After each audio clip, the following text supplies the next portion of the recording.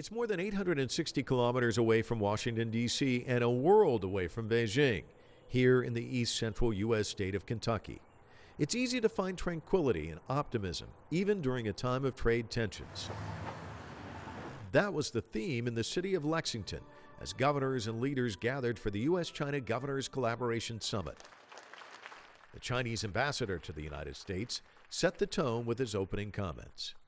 Given the current circumstances, it is more important than ever that subnational representatives of China and the United States gather to explore how to advance cooperation and identify win-win opportunities that benefit us all. The Kentucky governor described the current climate as a time of negotiations for the two countries, and he said eventually things will get worked out. He even shared an anecdote that caught many by surprise. I was driving yesterday evening, and I was speaking with President Trump. I told him I would be speaking to you all today. I asked him what he would want me to share. He said simply, "Give them my love." Bevan had words of encouragement from other elected officials. I speak for other governors, lieutenant governors, economic development teams. We are grateful to have you here.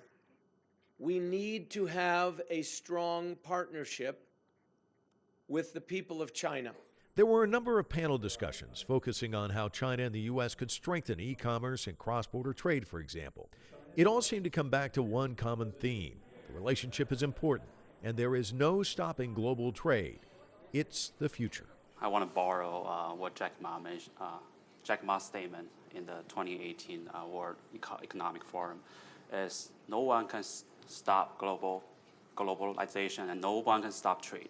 We all know that China and the United States are not sitting down at the table and having discussions right now. But that's not the case here in Lexington.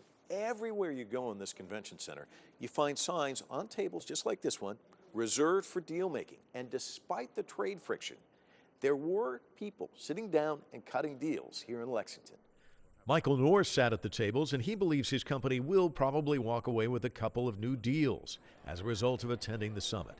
His company has been doing business in China for more than a decade, and he will leave Lexington upbeat about the future. I came here optimistic. I'm even more optimistic now. It's just, and it's not just blind optimism. I think it's from having seen and heard from a lot of people who share the same commitment as we do. I spoke to the governor as things wrapped up. He remains upbeat, pleased with the outcome of the summit, and despite all the negative headlines, convinced a deal is in the offing. But the majority of these things are very close to being resolved, and I'm absolutely confident they will be. And when better than during a robust global economy to resolve these issues? Once those issues are resolved, Bevan may be remembered as the elected official who tried to keep the conversation going during tense times, and that may benefit the sprawling countryside of Kentucky, as the bluegrass state will undoubtedly try to attract more Chinese investment once the tensions are over. In Lexington, Kentucky, Mike Walter, CGTN.